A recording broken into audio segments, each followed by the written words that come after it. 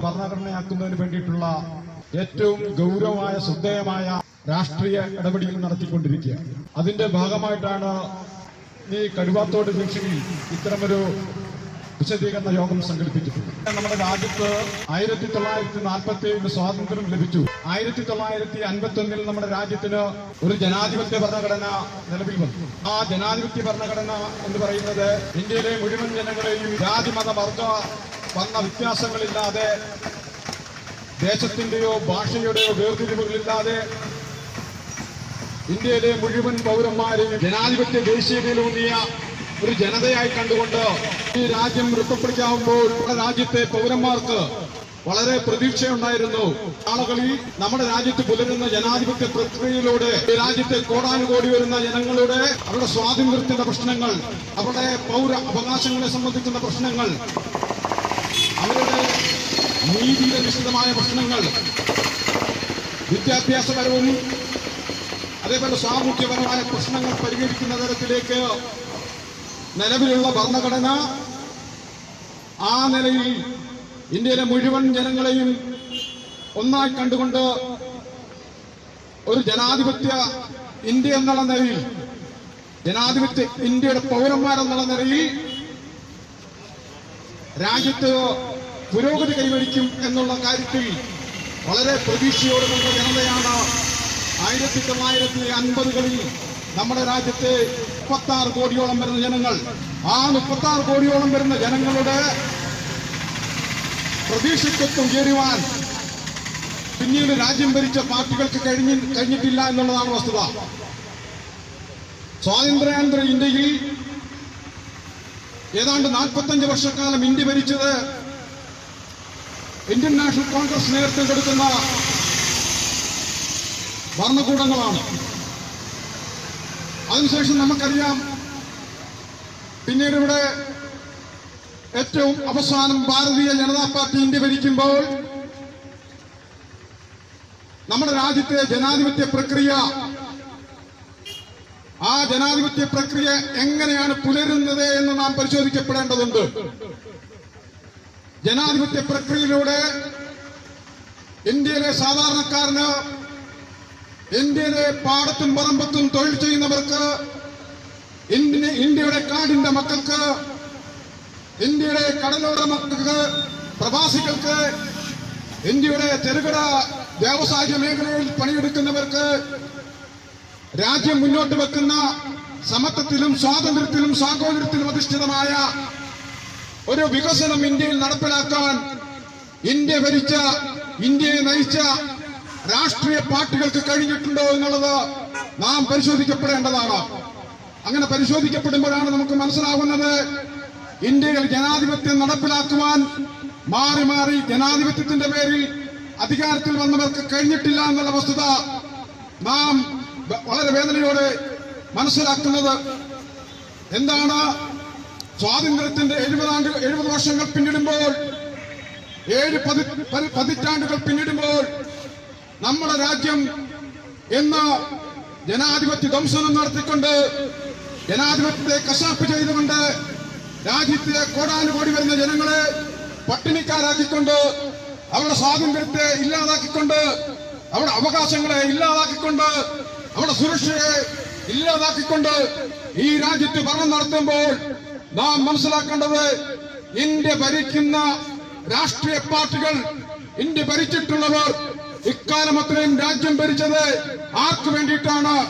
ഞാനും നിങ്ങളും അടങ്ങുന്ന ഇന്ത്യയിലെ പൗരന്മാരെ ജാതി മത വർഗ വർണ്ണ വ്യത്യാസങ്ങളില്ലാതെ, ദേശത്തിന്റെയോ ഭാഷയുടെ അടിസ്ഥാനത്തിൽ വേർതിരിവുകളില്ലാതെ ഇന്ത്യ ഭരിക്കുവാൻ ഇന്ത്യയിലെ പൗരന്മാർക്ക് ഈ രാജ്യത്തിന്റെ സമ്പത്ത്, ഈ രാജ്യത്തിന്റെ വിഭവങ്ങൾ പങ്കുവെക്കുവാൻ ഇന്ത്യൻ നാഷണൽ കോൺഗ്രസിന് കഴിഞ്ഞിട്ടുണ്ടോ അവരുടെ ഭരണത്തിലൂടെ? അതേപോലെ ഭാരതീയ ജനതാ പാർട്ടി, നമുക്കറിയാം, ദേശസ്നേഹം പറഞ്ഞുകൊണ്ട് അധികാരത്തിൽ വന്ന ഭാരതീയ ജനതാ പാർട്ടി, ആ ഭാരതീയ ജനതാ പാർട്ടിക്ക് ഇവിടുത്തെ പട്ടിണിക്കാരന്റെ പട്ടിണി മാറ്റുവാൻ കഴിഞ്ഞിട്ടുണ്ടോ എന്നുള്ളത് ആ യാഥാർത്ഥ്യം നാം പരിശോധിക്കണം. അങ്ങനെ പരിശോധിക്കുമ്പോൾ ഇന്ന് ലോകത്തെ പട്ടിണി രാജ്യങ്ങളുടെ കണക്കുകൾ നമ്മുടെ മുന്നിലേക്ക് വരുമ്പോൾ ലോക രാജ്യങ്ങളിൽ ഏറ്റവും കൂടുതൽ പട്ടിണിക്കാരുള്ളത് ഇന്ത്യയിലാണ്. ഏറ്റവും കൂടുതൽ വിദ്യാഭ്യാസമില്ലാത്തവർ, ഏറ്റവും കൂടുതൽ നിരക്ഷരരായിട്ടുള്ളവർ മറ്റൊരു രാജ്യത്തുമല്ല, അത് ഈ ഇന്ത്യയിലാണ്. ഇന്ന് പോഷക ആഹാരം ലഭിക്കാതെ പിടഞ്ഞു മരിക്കുന്ന ശിശുക്കളുള്ള രാജ്യവും നമ്മുടെ ഇന്ത്യയാണ്. ലിംഗസമത്വത്തിൽ ഏറ്റവും പുറകിൽ നിൽക്കുന്ന രാജ്യവും ഇന്ത്യയാണ്. അങ്ങനെ സാമ്പത്തികമായി പുരോഗതി കൈവരിക്കുന്നതിൽ, ദാരിദ്ര്യം നിർമ്മാർജ്ജനം ചെയ്യുന്ന കാര്യത്തിലൊക്കെ ഇന്ത്യ പാകിസ്ഥാനും പിന്നിൽ, ബംഗ്ലാദേശിനും പിന്നിൽ ഒരുപാട് പിന്നോട്ട് പോയിക്കൊണ്ടിരിക്കുന്നു. പ്രിയമുള്ളവരെ, ഇന്ന് രാജ്യത്തിന്റെ GDP പരിശോധിക്കുമ്പോൾ GDP എവിടെയാണ് നിൽക്കുന്നത്? രാജ്യത്തിന്റെ വളർച്ചാ നിരക്കെന്ന് പറയുന്നത് 8% പിന്നീട് 2019 ആയപ്പോഴത്തേക്ക് അത് 4% കൂപ്പുകുത്തുകയും പിന്നീട് അവസാനം കൊറോണയ്ക്ക് ശേഷം ഇന്ന് മൈനസിനും താഴേക്ക് വളർച്ചാ നിരക്ക് വരുന്നു. രാജ്യത്തിന്റെ സമ്പത്തിൽ ഈ രാജ്യത്തെ 99% വരുന്ന ജനങ്ങൾക്ക് അവർക്ക് പങ്കാളിത്തമില്ല. ഈ രാജ്യത്തിന്റെ 73% സമ്പത്തും ഈ രാജ്യത്തെ ജനസംഖ്യയുടെ 1% മാത്രം വരുന്നവർക്കാണ്. ബാക്കി 99%കാരനും ഇവിടെ നാമമാത്രമായ സമ്പാദ്യം. ഇന്ത്യയുടെ സമ്പത്ത് കൈകാര്യം ചെയ്യുമ്പോൾ ഇന്ത്യയുടെ സമ്പത്ത് പൊതുവിഭവങ്ങൾ ഒക്കെ എങ്ങോട്ടാണ് ഒഴുകിക്കൊണ്ടിരിക്കുന്നത്? ആരുടെ നിലനിൽപ്പിന് വേണ്ടിയിട്ടാണ് ഇന്ത്യ ഭരിക്കുന്നവർ? ഇന്ത്യയുടെ വിഭവങ്ങൾ, ഇന്ത്യയുടെ സമ്പത്ത് എങ്ങോട്ട് ഒഴുകുന്നുവെന്ന് നാം മനസ്സിലാക്കണം. ഭരണഘടന പറയുന്നു, ഇവിടെ ഒരു വിഭാഗത്തിന്റെ കയ്യിലേക്ക് സമ്പത്ത് കുന്നുകൂടുന്ന സ്വകാര്യവൽക്കരണം പോലെയുള്ള നടപടികൾ ഒരു ഗവൺമെന്റും അത് നടത്താൻ പാടില്ല. അത് രാജ്യവിരുദ്ധമാണെന്ന് പറയുമ്പോൾ ഇന്ന് ടാറ്റയും ബിർളയും അംബാനിയും അദാനിയും അടങ്ങുന്നവരുടെ കയ്യിലേക്ക് കോടാനുകോടി രൂപ മാറിക്കൊണ്ടിരിക്കുകയാണ്. എങ്ങനെയാണ് അവരുടെ കയ്യിലേക്ക് എത്തുന്നത്? ചില ഇളവുകൾ നൽകിക്കൊണ്ട് ഇത്തരക്കാർക്ക് നമ്മുടെ ദേശസാൽകൃത ബാങ്കിൽ നിന്ന് കോടാനുകോടി രൂപ നിർബാധം ഇങ്ങനെ കൊടുക്കുകയാണ്. ഇവിടെ ബിസിനസ് ചെയ്യുവാൻ, അങ്ങനെ ബിസിനസ് ചെയ്ത് ലാഭം ഉണ്ടാക്കിയിട്ട് അവർ ബാങ്കുകളിൽ നിന്ന് എടുത്ത നയാ പൈസ അടയ്ക്കാതെ ബാങ്കുകൾക്ക് ബാധ്യത വരുത്തിക്കൊണ്ട് ഈ രാജ്യത്ത് നിന്ന് മുങ്ങുന്നു. നമ്മൾ കണ്ടതാണ്. നീരവ് മോദിയെയും അതേപോലെ വിജയ് മല്യ അടക്കമുള്ളവർ നമ്മൾ കണ്ടതാണ്. ഇവർ ഈ രാജ്യത്തിന്റെ ഞാനും നിങ്ങൾ അടങ്ങുന്നവരുടെ സമ്പാദ്യത്തിൽ നിന്ന് ഇന്ത്യയുടെ ഖജനാവിലേക്ക് വരുന്ന പൈസ, ആ പൈസ അങ്ങ് ബാങ്കുകളിലേക്ക് വരുമ്പോൾ ആ ബാങ്കിൽ നിന്ന് ലോൺ എടുത്തുകൊണ്ട് അവസാനം ലോൺ അടയ്ക്കാതെ അവസാനം ബാധ്യത വരുത്തിക്കൊണ്ട് അവർ ഈ പൈസ മുഴുവനും അവരുടെ സ്വകാര്യ സമ്പാദ്യങ്ങളായി മാറുമ്പോൾ, സ്വിസ് ബാങ്കിൽ നിക്ഷേപിക്കുമ്പോൾ അങ്ങനെ അവർ പാപ്പരായി മാറുമ്പോൾ അത് പരിഹരിക്കുവാൻ ഞാനും നിങ്ങളും അടങ്ങുന്നവരുടെ പൊതു ഖജനാവിൽ കൈയിട്ട് വരുന്ന പണിയാണ്.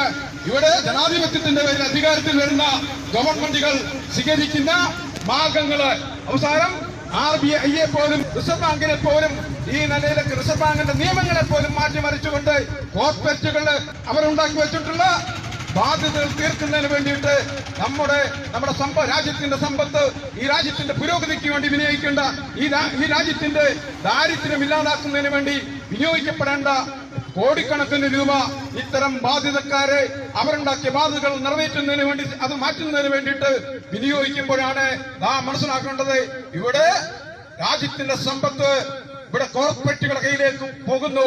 അവസാനം രാജ്യത്തിന്റെ സമ്പത്ത് കോർപ്പറേറ്റ് കയ്യിൽ പോകുന്ന മാത്രമല്ല, കോടിക്കണക്കിന് രൂപയാണ് ഇവരുടെ കടം എഴുതിത്തള്ളാൻ വേണ്ടിയിട്ട് സർക്കാർ ഓരോ വർഷവും നീക്കിവെക്കുന്നത്. ഇവിടുത്തെ കർഷകരുടെ കടങ്ങളുണ്ട്. കർഷകരുടെ കടക്കണിയിലായി ആത്മഹത്യ ചെയ്യുമ്പോഴും അവരുടെ കടങ്ങൾ എഴുതിത്തള്ളുന്നില്ല. സാധാരണക്കാരന്റെ കടങ്ങൾ എഴുതിത്തള്ളാൻ ഇത്തരം ഗവൺമെന്റുകൾ ശ്രദ്ധിക്കാതെ ഈ രാജ്യത്തെ ജനാധിപത്യ പ്രക്രിയയെ അമ്മാനമാടുകയാണ്.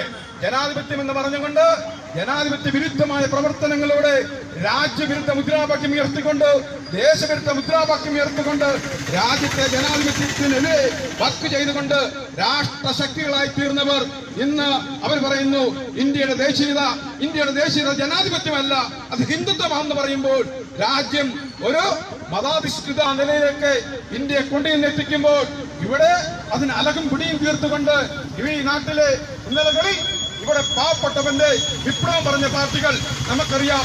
കമ്മ്യൂണിസ്റ്റ് പ്രസ്ഥാനങ്ങൾ എന്താ പറഞ്ഞ് തൊഴിലാളി വർഗത്തിന്റെ സർവാധിപത്യം പറഞ്ഞുകൊണ്ട് ഇന്നലകളിൽ അധികാരത്തിൽ വന്നവർ